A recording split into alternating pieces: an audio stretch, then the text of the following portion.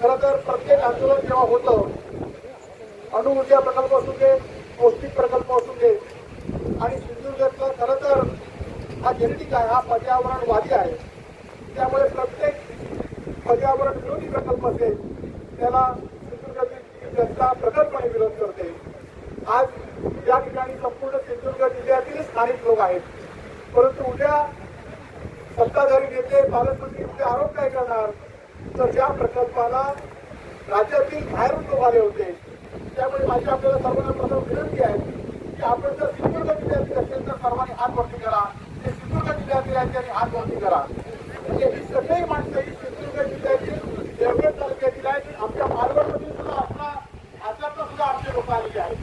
आणि त्यामुळे ही सगळी मंडळी गुजरात डोळे प्रवासी अशा पद्धतीने सगळी जनता त्या देवगड आणि मालवण तालुक्यातील आणि सिंधुदुर्ग जिल्ह्यातील आहे. आणि खरोखरच खूप तितकी या लोकांचा विरोध आहे. खरं तर पालकमंत्री साहेब तुम्ही गेल्या वर्ष 2 वर्षाच्या सगळ्या निवडणुका तुम्ही जिंकल्या असतील.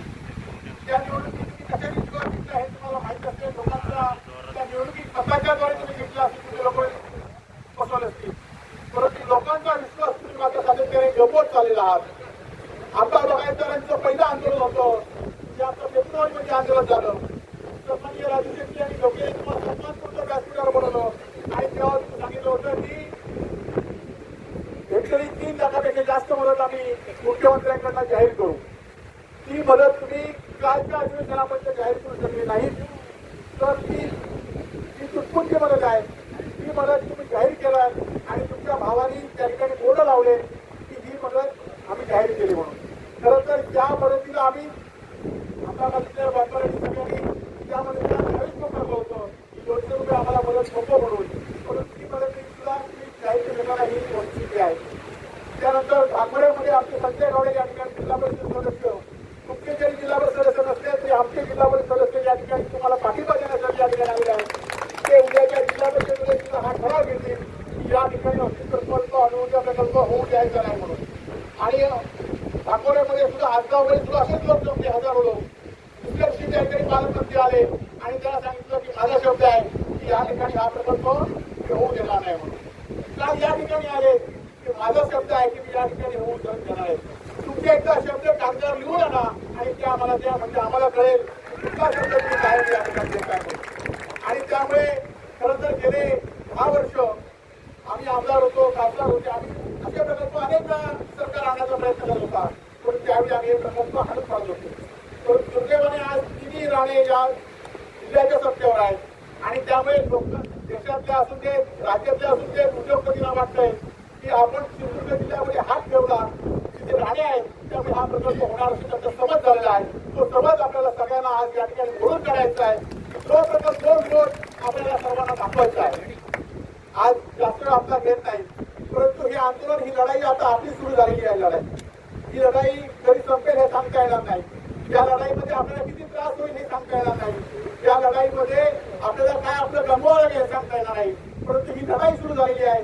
या लढाईत आम्ही सर्व सिंधुदुर्गवासीय, आमची संपूर्ण सिंधुदुर्गाची ताकद तुमच्या या पाठीशी आहे.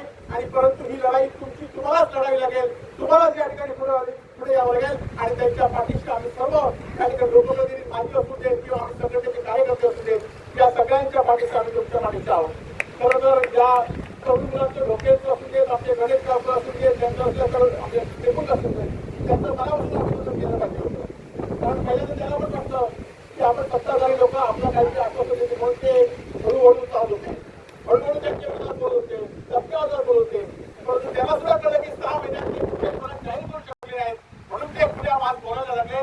त्यांची हिंमत झाली. हे खरं तर आम्ही सर्वांची ताकद आहे आणि त्यांच्या पाठीशी आम्ही सर्वजण आहोत. आज खरं तर हा लढा सुरू केलेला आहे. हा जरी छोटा लढा असेल तर निश्चितपणे या लढ्याची ताकद, या लढ्याचा अंगारा, या लढ्याची आग ही संपूर्ण सिंधुदुर्ग जिल्ह्यात होईल. आणि आज खरं तर या लोकांकडे आज सगळे लोक सिंधुदुर्ग जिल्ह्यातले बघतायत. आजच्या या मेळाव्याकडे अनेक लोकांचं लक्ष आहे, सामान्य लोकांचं लक्ष आहे की देवगड गुडघ्यामध्ये ही माणसं किती पद्धतीने विरोध करतायत, कोणाने ते विरोधात थांबतायत काय. आज खरं तर आज पोलिसांनी सुद्धा एवढी ताकद लावलेली आहे. खरं तर गेल्या 6 महिन्यामध्ये आमच्या सगळ्यांवर प्रत्येक आंदोलन केलं. नीटचा पेपर फोडला, आमच्या गाडीचा मोर्चा काढला, त्याची एक मुख्यमंत्र्यांचा